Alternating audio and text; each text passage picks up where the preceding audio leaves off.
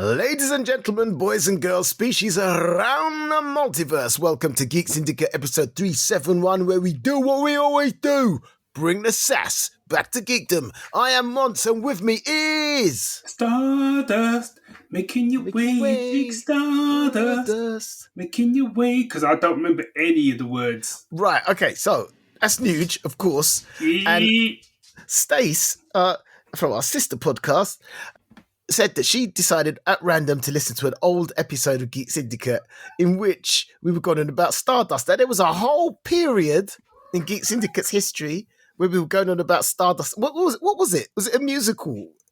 A geek musical of some sort we were doing? I think it was, I just made it up when in my younger days when I had more of an imagination and I drank more when we recorded. And this went on for weeks and it just kept singing Stardust making your way or Take whatever Stardust, yeah. Wow, man, we had some times. If you needed any more indication that we've gotten older. Yeah. I can't remember the words. That's okay, Mr. Nugent. Oh, man. Take your pills, go to sleep. Well, here we are. Here we go. You know what? Because I've got a dog now. I've had it for a year. And the longer I have a dog, the more I realise how much I like cats. No badness, dog. He's sitting there. He's sitting right here looking at me like I've insulted his mum. No badness, dog. There's a sentence I've never ever thought I'd hear on this podcast. Yeah, no badness, dog. It was actually Steve the cat is just sitting there, just chilling, looking at me. Just oblivious. Yeah. I know, cat's like, I don't care what you say. Yeah. I could care less. Do you know what I mean? When I decide I'm going to take you out, I'll take you out. Do you know what I mean? And it won't be because you said something mean, it will be on a whim because it was Tuesday or something. Do you know what I mean? Yeah. Right, so let's get it going. Let's start how we always start. Got any news? No, we don't start like that. Sorry. Got any shout-outs? Wow, anyone would think that this show was scripted because it ain't. Yeah, obviously. I wanna give a shout out to one of our long-time listeners, Anwar. He's having a bit of a rough time at the moment. He sent us an email. I won't talk about the contents of the email. He knows what they are. But I just want to say that, like, emails been read, dude. I will be replying. I just want to say, like, I kind of know what you're going through. And, we're here for you, I guess, is what I wanted to say. And as literally, you've been here for us for a long time. Yeah. So just wanted to say, I don't want to do that kind of, keep your chin up because I know what he's going through. So I just wanted to sort of say that we're thinking of you, I guess is what I wanted to say. So that was the first shout out. My second shout out goes to Desi Boy Taylor, artist extraordinaire. I thought you said Dizzy Boy. I was like, what? No. Or Dizzy Rascal, who I don't know. Well, that's where I was going with that. I was like, what? shout out to Dizzy Rascal. He's a long-time listener. Dizzy Rascal. No, to Des Taylor, whose Kickstarter launched, I think it was yesterday. Okay. And was 100% funded within 3 hours. God damn! God damn, that man's a miracle. Superman 3 police chief. Fire chief. Sorry. Eva Strongbird and the Marine graphic novel, part 1. Nice. Which is basically, it's just full-on pulp adventure. I've been waiting for this bad boy to drop so I can back it. I'm just waiting. So Des, if you're listening to this, you're like, why hasn't my boy backed me? It's because, like, I'm waiting to get paid. So as soon as I get paid, don't laugh like that, like I'm trying to make excuses. No. You know what I mean? Just saying. You know what I mean? As Jack Burton would say, check is in the mail. So once I get paid, I will be backing this bad boy. Not that he needs my help because I've just gone and looked, and the goal was 2,250, and they're currently at 4,928. Damn! This has got a lot of love going on, man. Yeah. So, but it looks fantastic anyway. And he's kind of teamed up with a Disney animator. So I think what they're going to be doing as well is doing like an animated pitch as well. Right. To try and see if they can get like an animated show out of it, I'm guessing. But also there's also the comic and stuff. So yeah. So I will drop a link in the show notes if people are interested in checking it out. But yeah, it looks great. Okay. 72 pages of full color, high octane WW2 science fiction adventure. It's like he did it especially for me. I mean, he didn't, but if he did, do you know what I mean? Cheers. Yeah. Yeah, it sounds pretty much you. Yeah. You got any shout-outs? No. Okay. I was like, what? Yeah, I don't like people. Yeah, I'm just looking for. I mean, obviously, I'm 56 now. I'm looking forward to get a bit older so I can get a shotgun and a front lawn and a deck chair. Just get out my yard. Yeah. Get off my lawn. Yeah. Yeah, fair enough. It is time then for the news. Aye.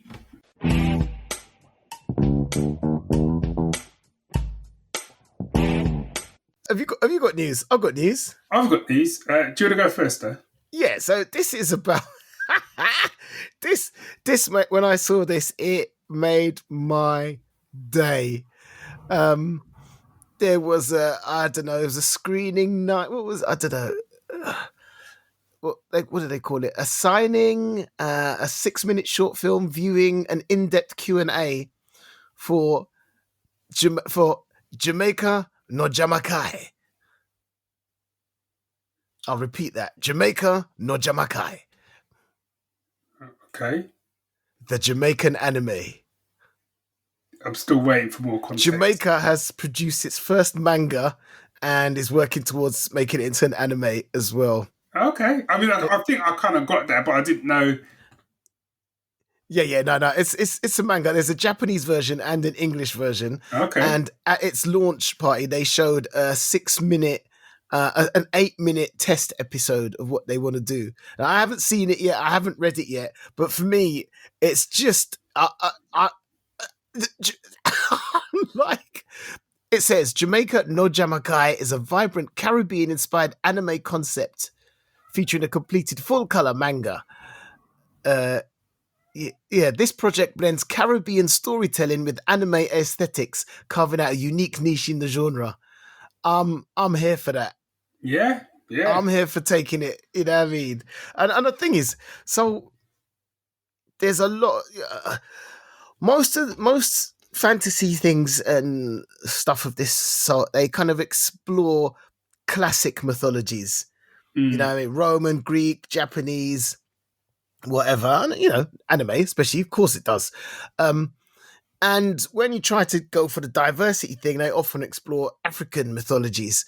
But I'm keen not to miss out the middleman, which is kind of like Caribbean mythologies, that place that exists between, my ancestors originally came from Africa, but my more immediate ancestors have developed, it's an offshoot of African culture, but it's still its own distinct culture in the Caribbean. And that never gets exploited. That never really gets explored. So this has just got me quite excited. So is there any, timescales? So the graphic novel is available now. Okay. Ain't cheap. It says $28. That's American dollars. So I don't know what that is in... Just a lot. English, buddy. So ain't cheap, but then most things aren't cheap at the moment. No, this is true, to be fair. I mean, nowadays, a single issue is like a $5. So yes, it's a whole graphic novel. It's not an issue, it's a whole graphic novel. Okay. So and they're just trying to find backers to get the manga made, to get the anime made. Is it a Kickstarter then? No, and I think they might be missing. I think they have missing a trick there. Yeah, because they're actually looking for proper backers, and I'm like, I'm not sure. I don't know. I feel in this day and age, I think, as just been proven by what I've just said about Desi's stuff, I think I don't. From what I've heard from people who have running a Kickstarter is a lot of work.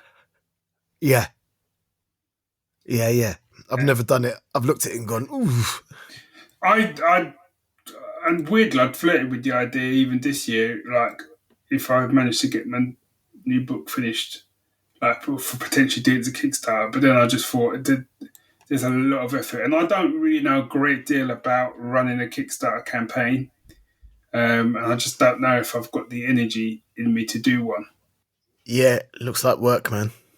Okay, well, fair. Good luck to it, man. I'll have to have a little. Well, I've decided. I've decided I'm going to get hold of it, so I will be reporting back at some point. Cool. So my 2 bits of news. First one is: did you know that they've done a season 3 of Alice in Borderland? Have they done it? I knew there was one coming. Yeah, the other day I was just surfing like YouTube and it was like Alice in Borderland like season 3 trailer, and I was like, "Nah, you're having a Scooby, ain't you?" And no, it is season 3. It comes out Netflix. Comes out on Netflix September the 25th. Okay, all right. I'm torn, man. I'm really torn because number one, the manga it's based on finished before this. It finished like at the same place as the season 2 did. Oh, did it? That's my belief. Someone told me that. I can't remember who. So I might have to look that up because I can't swear to that. But regardless of that, I thought at the end of season 2, that was an end. It felt like a full stop. Yeah. And I'm like, all I could think is it feels like they're milking it for no good reason. Yeah. And that always worries me. Which definitely will tie into something I want to talk about when we get to week that was. But I'm kind of a little bit with you because I thought the second season was epic. Epic. Culminating, I can't remember if it was the penultimate episode or the one before it, with one of the most epic like fights I've seen in a show. Man. But when you say epic, it's like because of the amount of people that were involved. It was like you need multiple angles to keep track of what's going on, man. And just people just putting on the line, and people who just wouldn't stay down. Do you know what I mean? Yeah. It was so. Yeah, you know what? It was good. No, it was. You made me go like I need to rewatch that final episode again. Yeah, it was. As I said, I think it was like it might have been the penultimate episode. I think it was the penultimate one where that fight happened, and then we got like the finale. But yeah, I was happy when it finished. I was like, do you know what? I'm happy with that. So I watched the trailer for it, and I thought the first thing I thought is I'm gonna have to get a recap. Yeah. A good recap. I don't see. I think it's one of the things I think I remember fairly well, and I don't see where you can go. I remember how it ended because we can't give spoilers. Yeah. I think the premise that it came apparent what the premise was, and it took a while, and it was genius. Yeah. And it was done. And I just don't. I don't know if I want to go.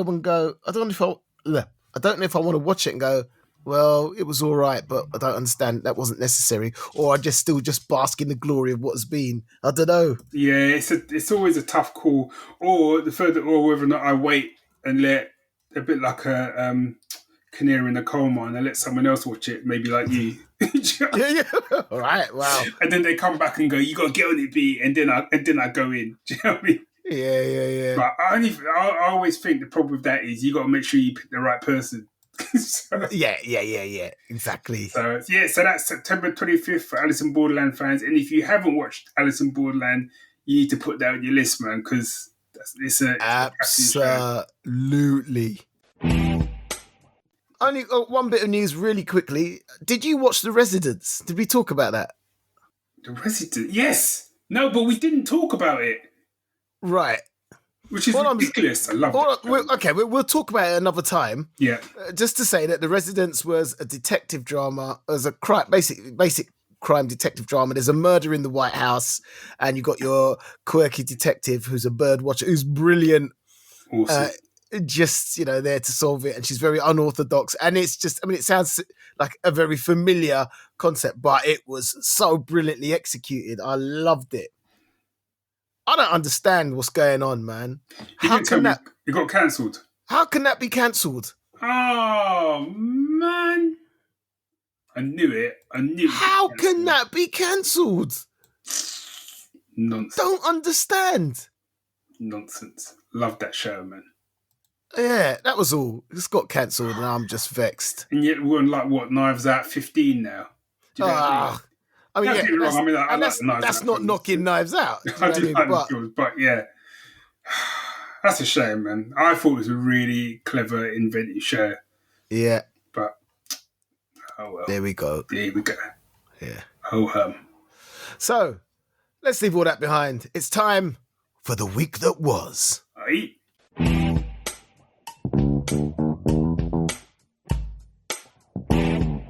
I'm going to start with a comic because I feel like I need to tell you about this comic.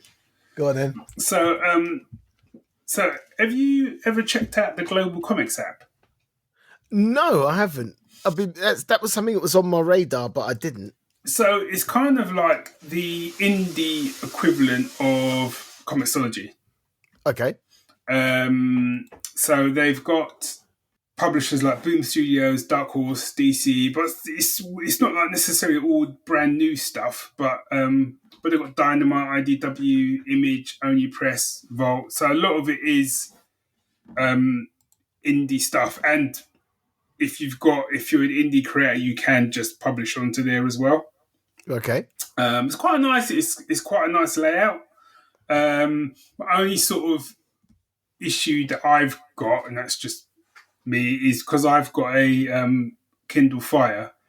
It doesn't work with Kindle Fire, so I have to read it like on the browser on my Kindle. So that's a bit annoying for me.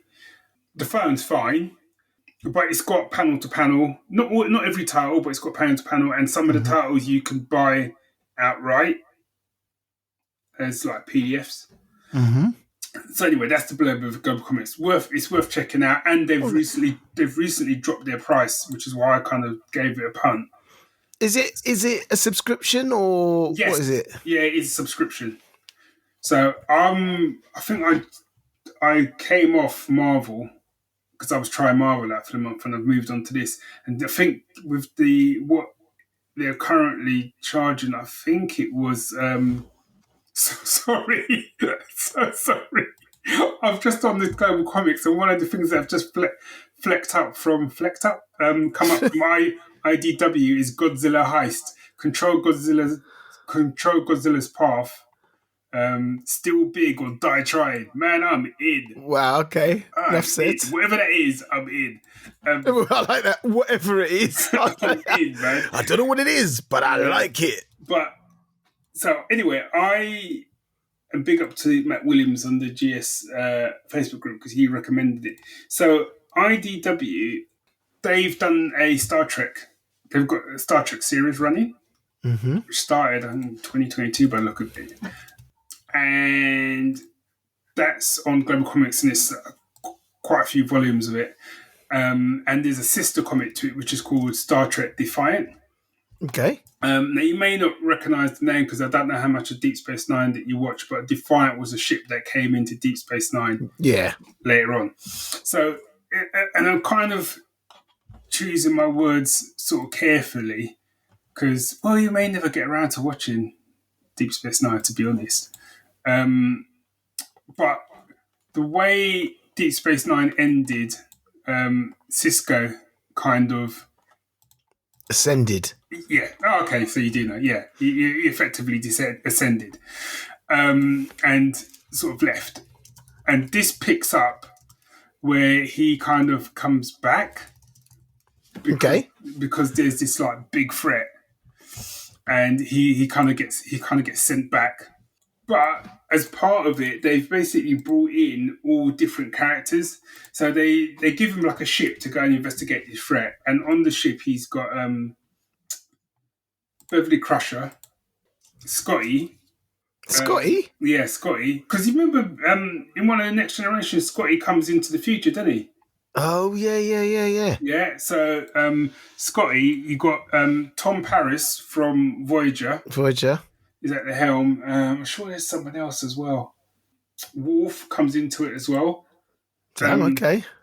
So there's loads of, what's really good, it's almost like they're trying to do, I think I saw it somewhere, like almost a bit like a cinematic universe like Marvel. Are you clicking?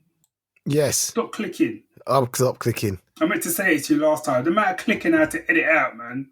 All right, okay. Yeah, so that's almost like they're trying to build a bit of almost like a cinematic sort of universe or whatever. And then you've got this sister comic, which is Star Trek Defiant, which is Worf, Spock, Lore. That's the Data's brother. Data's brother, yeah. And remember Ensign? Is it Ensign Bro?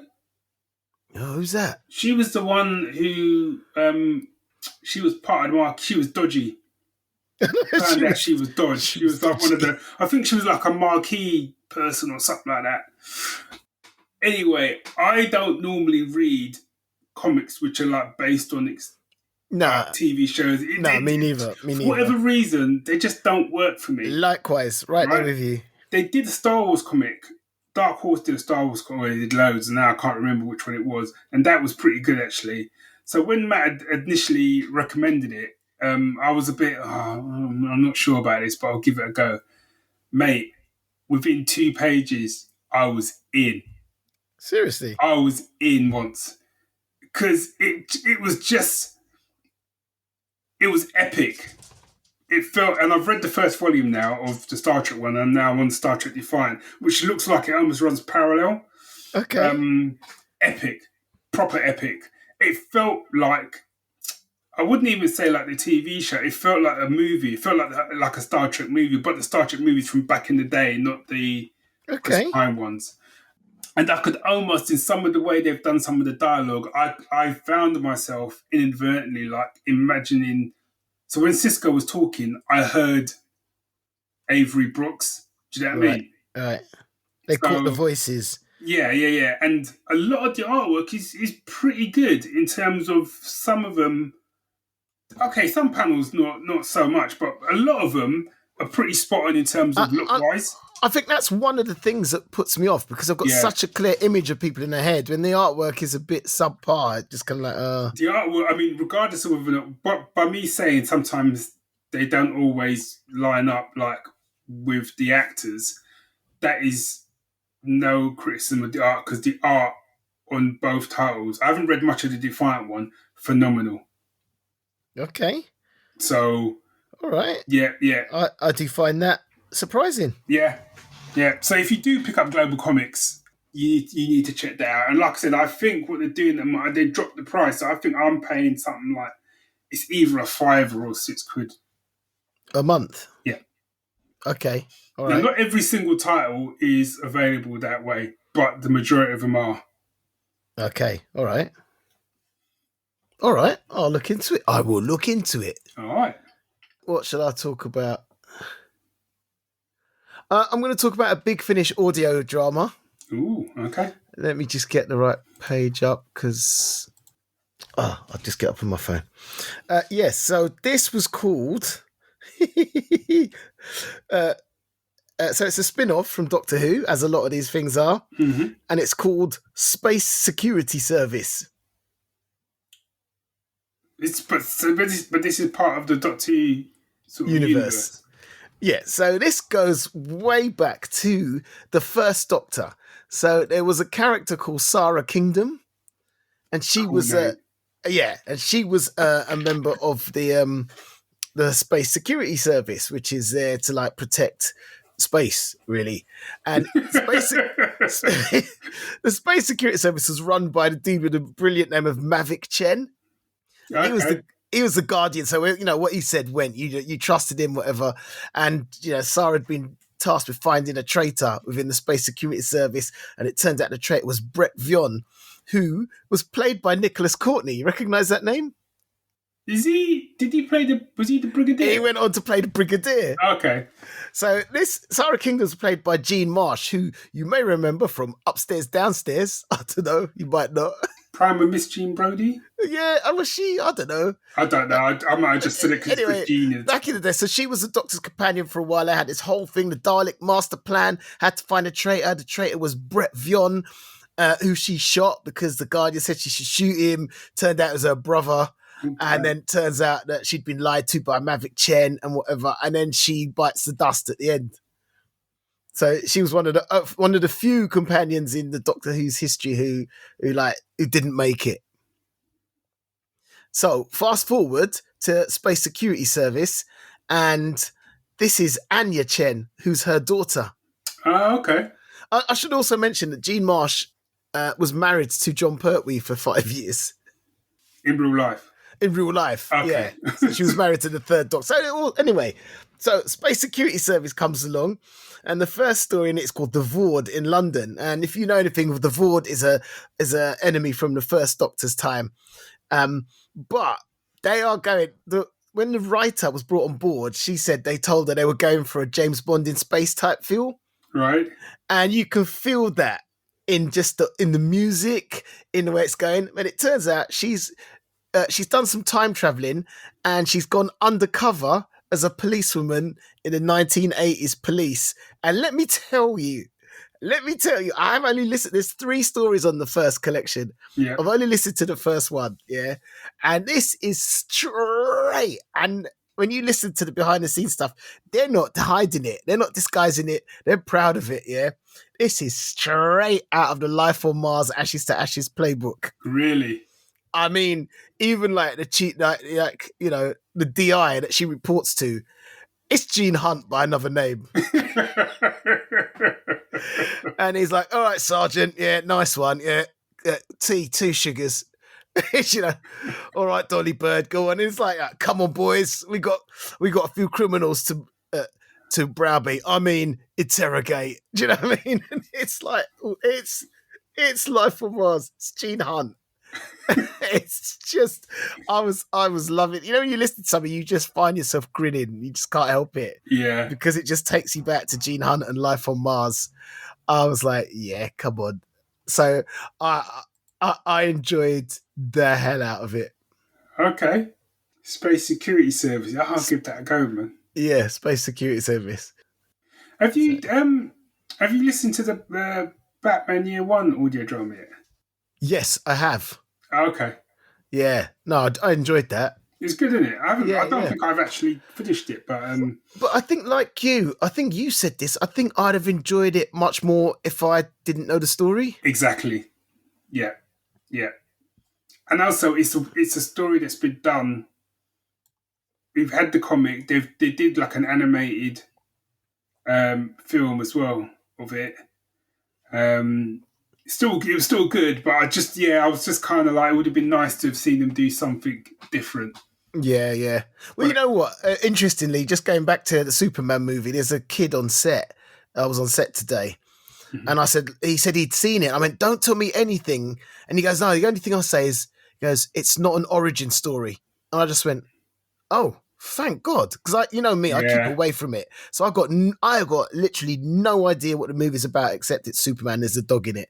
And and hearing that it's not an origin story, and he was like, this kid was like, he's 15. He was like, yeah, if I see Krypton blow up one more time, I was like, yeah, nice kid. Yeah, you got it. You're good. To be fair, I think they did an interview with James Gunn, and he said like the 2 things he doesn't want to see ever again is Krypton blowing up or some pearls falling in an alleyway.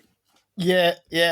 And I'm like, you know what, dude? I got to agree with that. Do you know what? Throw in Spider-Man with atomic. I think he said that as well, and I'm like, yep, all over that, man. Yeah, cool.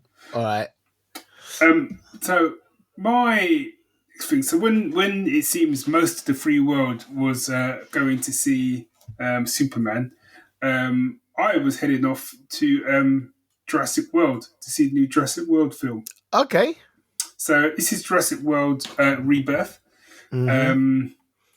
Which, so the plot of this one, I say plot.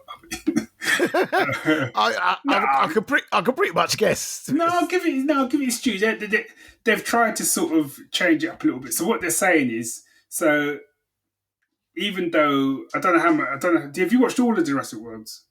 Nah. Part of me went, yeah. This is just like it's another man versus dinosaur thing. Okay, well, I do quite like a Jurassic World, Jurassic Park / world, but effectively all the dinosaurs kind of got into the world at large, right? In some of the other films.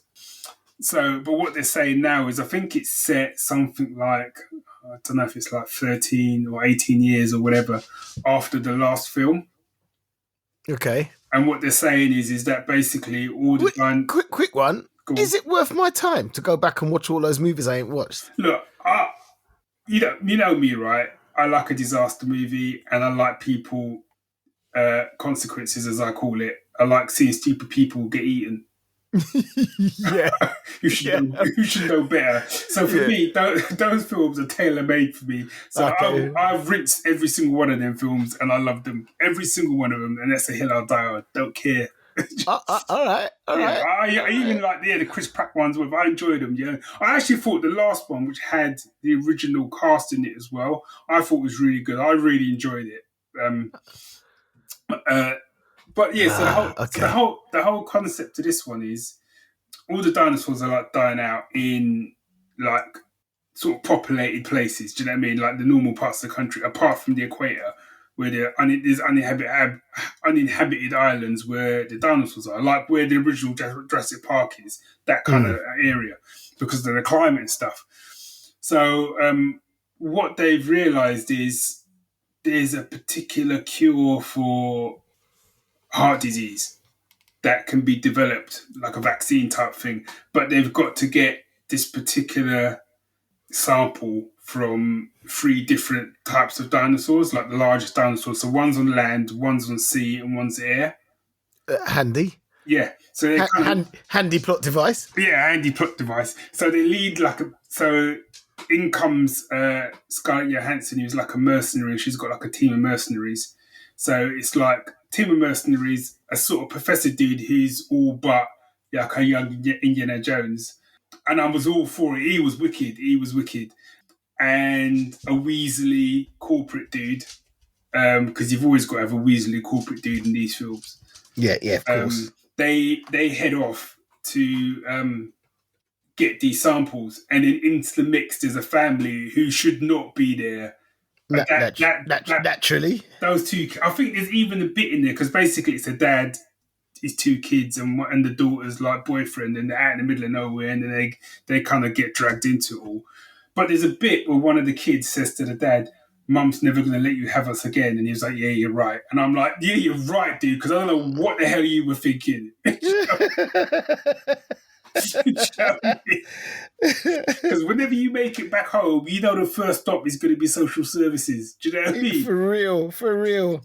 I've got to say, man, I enjoyed it. I just had fun with it, man. I just think I'm at a stage of my life now. It's like I just want to enjoy.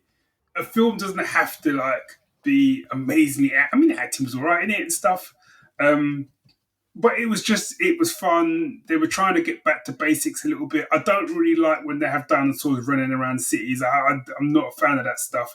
I like when dinosaurs are kind of, or monster films in general. I like when they're running around in the wild and stuff. It's a bit more sort of, I like those. So yeah, it was good, man. I enjoyed it. Okay, so right, if we're gonna talk about, all right, I've got a TV show for you. Go. And I've got to give you a bit of a story as to how I discovered it. Okay. So I was auditioning for a play, and I often look at who's been cast already, and I get interested in them, and I look at their IMDb page and stuff like that. And there's a guy called, I didn't get it, so, whatever. So I'm looking up this guy, and I'm looking at what he's done on his thing, and there's something on it called Jupiter Moon. Have you ever heard of it? Jupiter, it's not ringing a bell. Right. So, me, I love my sci-fi, yeah? Yeah. Never heard of it. So I'm like, I've got to look this up. Jupiter Moon. It used to be on British satellite TV. Yeah, it was 1989 or 1990. It was a science fiction soap opera. Are you ready for this? They made 150 episodes. What? This was a British show? This was a British sci-fi show, 1990, 150 episodes. Nah, you're having a laugh, and yeah. I shit you not. Wow. I mean, they were half-hour jobbies, but it don't matter though, does it? No. How could we not have known that? That was like peak our time, man. I don't understand. And what channel did you say it was on? It was a British satellite something. Is it B Sky B or whatever it was? Oh no! Hold on. I suppose though, if it was a satellite thing, a lot back then. BSB, British Satellite Broadcasting. You were right. Yeah. British Satellite Broadcasting. I didn't have satellite back. Well, I said no, me neither. My folks didn't have. So who did? You know what I mean? Yeah. So, but given it was satellite, where did they get the money to make 150 episodes? So I was like, I've got to check this out. I've got to check this out. I went to YouTube, nothing. I went to like torrents and stuff, nothing. There's a website called the Internet Archive. Someone's uploaded every single episode. And you can download them as well. It's not even illegal. Someone's uploaded it, you could download it. I don't know what the score is, but it's right there. It's called the Internet Archive .org, I think. So I'm like, oh yeah, you know what? I'm going to give it a go. B, it's awful. Shocker. I mean, I knew that was going to be there. It's like, imagine The Archers meets Crossroads in space. Oh, Lord. And so it's this spaceship called the Ilia, which is itself interesting because ILEA is the Inner London Education Authority that had just been disbanded by the Tories. Right. So they would obviously go like that. And the spaceship was a university in space orbiting Jupiter. And it's about the lives and loves of the students and crew with the odd cosmic emergency thrown in. I'm saying it's awful, B. I cannot look away. I cannot look away. In 1 week, I'm on episode 21.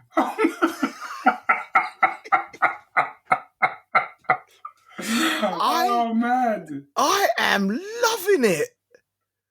I'm loving it. It's absolute nonsense. And I am here for it. I'm like, literally every day, I'm like, when can I sneak in another episode? I've got to find out what happens to Carol. It's like wow. Wow. And one of my favorite characters is the captain. He's the oldest character, and he's basically a washed-up spacer. You know, he was one of the original Mars, explorers, whatever, and now he's just like caretaker of his ship orbiting Jupiter with like children on it, as he calls them. My boy's obviously done some Shakespeare.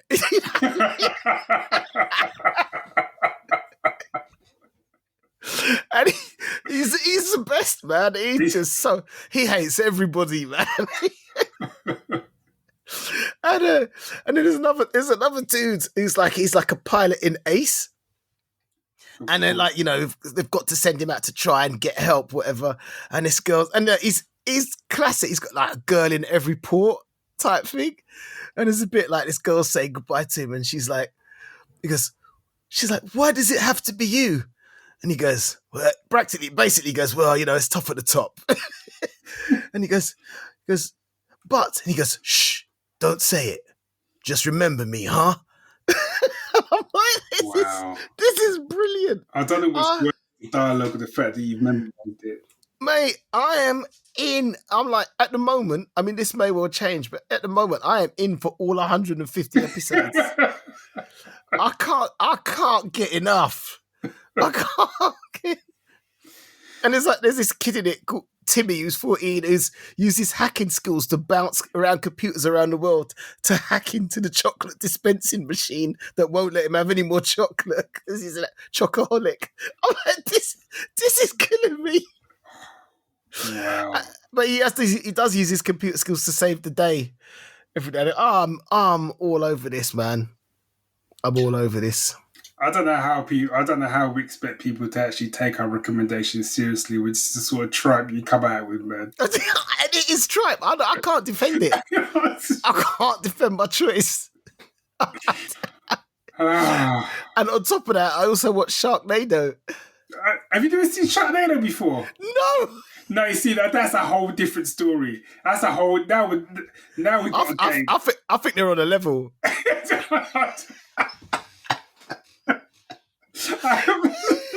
And it's the fact that when I looked into it, there's 5 sequels and 3 spin-offs to Sharknado.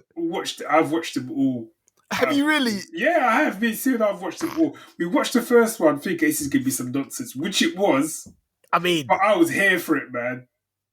I loved it when they were driving along the road in Los Angeles and they see a school bus, yeah, and the water comes halfway up the wheel and there's sharks swimming around the bus. And it's like, we've got to get up to the bridge above and I'll abseil down and save everyone. And I'm like, mate, you could just pull up alongside and open the back door and let him in. Do you know what I mean? It's like... I can't remember them, but they all kind of blur into one. But I do know as it went on, and they obviously became this sort of phenomenon. Like some of the cameos that they got were ridiculous. I can't remember any of them, but people were just queuing up just to come on so they could get killed. Okay, it was like that. Have you just seen the first one then? I've only seen the first one. Okay. I was like, there's a spin-off called Larvantula. No, I haven't seen any of the spin-offs. Well, that basically sounds like spiders in a volcano, so I'm not surprised you ain't seen it. I'm not going near that, man. But man, I was in tears. I was in tears. I was like, how did this get greenlit? I mean, I'm glad it did. Don't get me wrong. I'm glad it did, but how? And some of the people in it, and the way they got taken out, and I was like, some of them was like, no, not this guy. But like, yeah, no, I just got nothing but applause. Yeah. Oh, I'm glad you finally got around to watching it, man. Yeah, it's both of those things, Jupiter Moon and Sharknado, have made me a happy man. Something tells me that I'm not going to find Jupiter Moon as entertaining as Sharknado. No, not at all. Actually, they're not on a level. They're not on a level. I'll take that back. I was at a games conference this week, and I was telling everyone about Jupiter Moon. And there's an old bloke called David Croft, an older gentleman, distinguished looking gentleman. Who's an old actor, and I mentioned Jupiter Moon, and his face went pale. He was like, "I was an extra in that. It was awful." I was like, yeah, I can't recommend it enough. Either of them.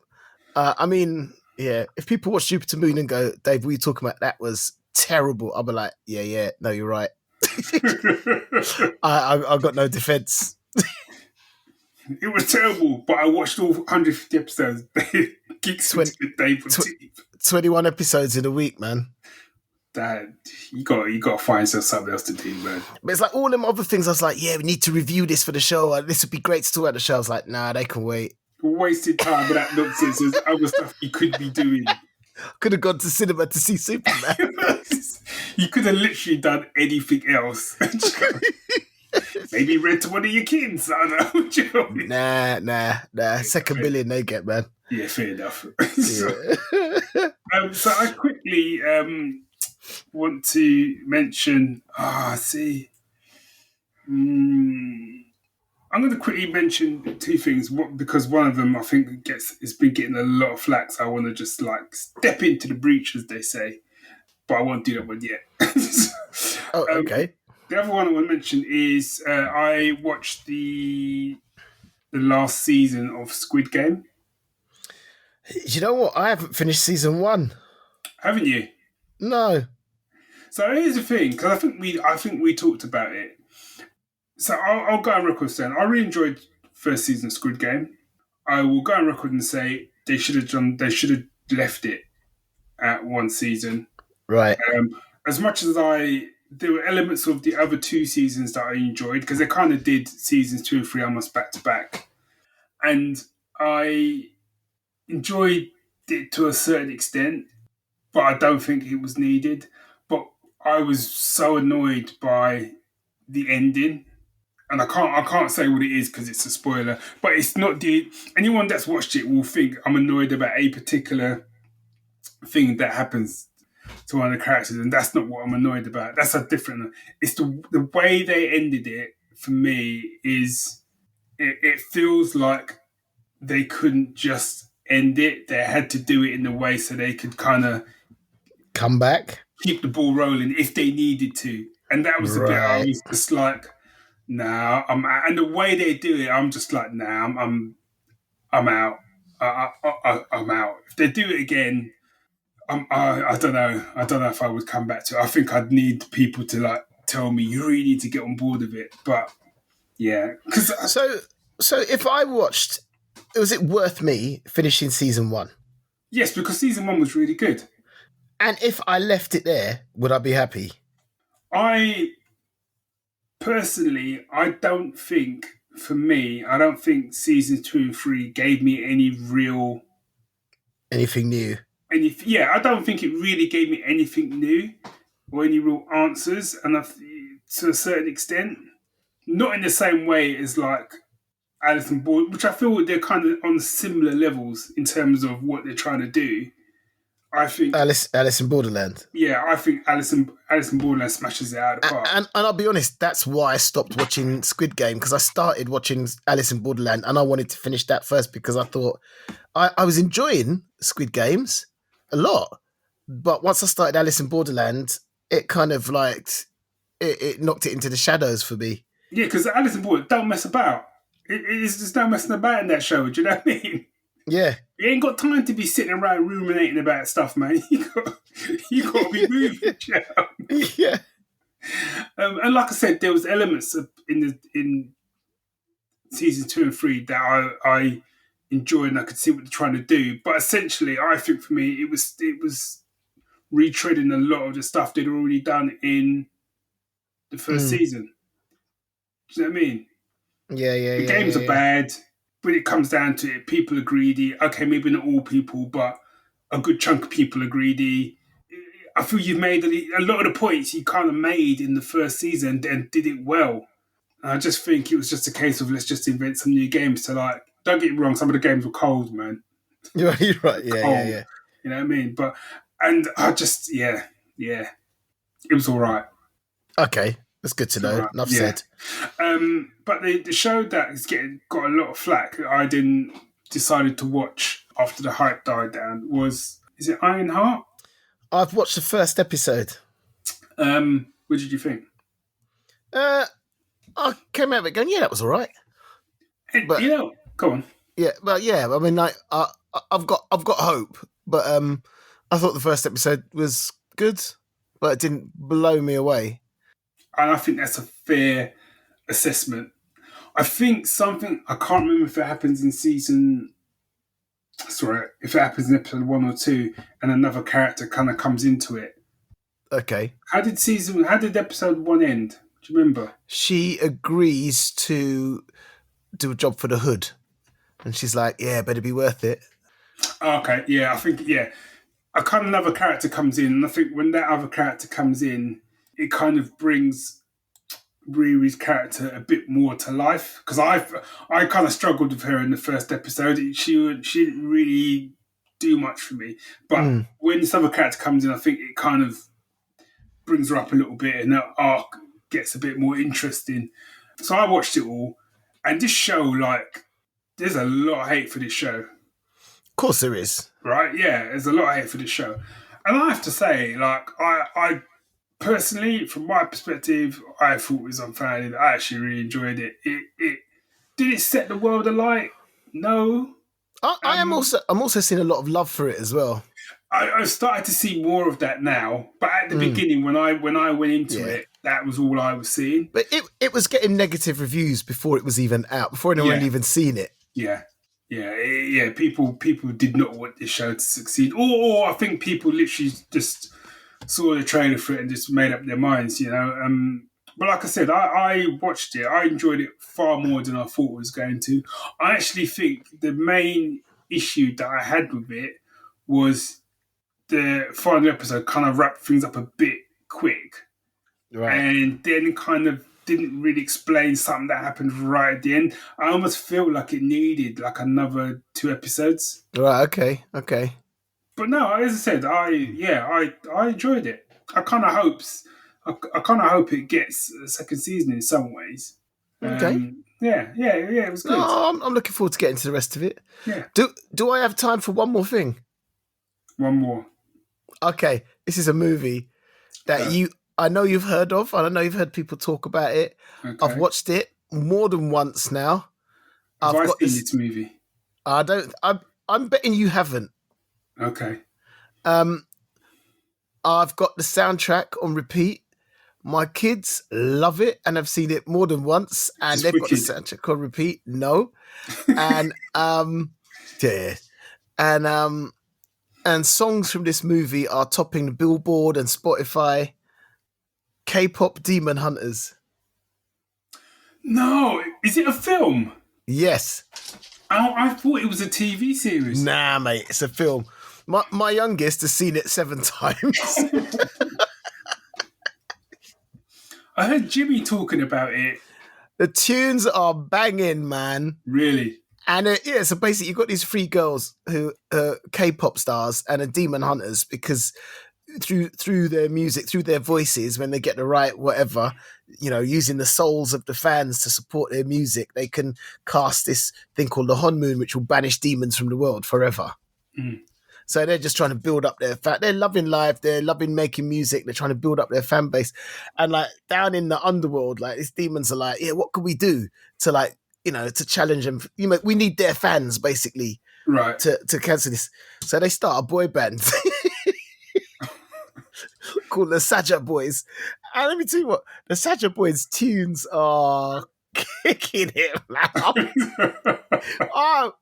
So I was like, yeah, I want to watch this movie. I like a bit of K-pop, and it looks like fun. That within the first 5 minutes, and like my girls, like, they were like, yeah, I don't want to watch it. So I forced them. And they were complaining, yeah. Let me tell you, 5 minutes in, the tunes had changed on all of them. All of their faces were like, all right, okay, this is on. And that first 5 minutes was kick ass. The tune was banging and it just kept going, man. I'm all over this. K-pop Demon Hunters kicked ass, man. Wow, okay. Yeah. As I said, I'd heard Jimmy talk about it, but I thought, which is part of the reason I didn't check it out, I thought it was a series, and I've currently got a show called Curses at the moment. Never heard of it. I'll have a look at that. I'll really briefly just say, so Curses, it's a DreamWorks show. It's on Apple, I think. And it's a really interesting idea. So kind of imagine... Series or movie or? Series. So kind of imagine like Belloc from Raiders as being going around the world looting mystical artifacts and then storing them in his house. And then basically he gets cursed, and that curse gets passed down through the centuries to all the members of his family. And then the current family realised that the way to break the curse is to return all the artifacts that said ancestor stole. Okay. This sounds proper up your street. Yeah, it is proper. And again, big up to Matt, who kind of recommended it. I've watched... I'm on episode 6 now. Yeah, I'm loving it, man. I'm loving it. There's a seaplane in there. That's sadly this. There's a seaplane in there. Yeah, all right. Barry's in. I was kind of like, you know what, people, man? Come on. It's not hard to recommend things to me, man. Just send me a picture of a seaplane and go, watch this. It's got this James Masters is in it. Yeah, he does one of the voices, yeah. Okay. Yeah. it's a good little show, man. I've enjoyed it. So Two seasons. Yes, yeah. But because I was watching that, I was like, and I'm watching Jurassic, the new Jurassic one with the kids. Yeah. So am I. Yeah. Not feeling it as much as some of the other seasons, but I'm sticking with it. Yeah. I'm enjoying it enough. Yeah, because of that, I thought I don't know if I got it. I didn't have enough for another show. Yeah, fair. But a film, I'm all over that, man. I'll give it a look, see, man. Yeah. Cool. I mean, don't get excited. I don't want to hype you up. You kind of have, to be honest. Yeah, no. Do you know what? The tunes speak for themselves, so okay. I'm like, and the Sadra boys have got some kick-ass dance routines going on. I was like, yeah. I've got a lot of obsessions going on at the moment, man. K-pop Demon Hunters, Jupiter Moon. It's like, I mean, yeah, I'm kind of starting to worry about you, man. Yeah, fair. I can't even argue. You're within your absolutely spot on to do that. Maybe I need a break. Sci-fi show that's like Crossroads and hip-hop Demon Hunters. I mean, What hip-hop? K-pop? I said K-pop. Oh, sorry. I thought you said hip-hop. No, I said K-pop. All right. Okay. All right, there we go. We covered a lot today. So, just do what we always ask. Just do it. Just let us know what you think. Are we talking nonsense? Should I be invested in Jupiter Moon or should I be sacking it up? Okay, right. I'm asking them, not you. All right, sorry. All right. And so yeah, let us know. Let us know what you think about it all. Let us know what you check out if we've recommended anything to you. You could do that by emailing us at thegeeks@geeksyndicate.co.uk or find us on social media. We're easy to find. So and if you fancy helping us pay the bills around here, then log on to Patreon or buy. What's it called? Which one we got? Kofi. Kofi.com/Geek Syndicate. Yeah, find us, help us out, sort us out, bruv. And yeah. So till next time, Geek Syndicate. We out.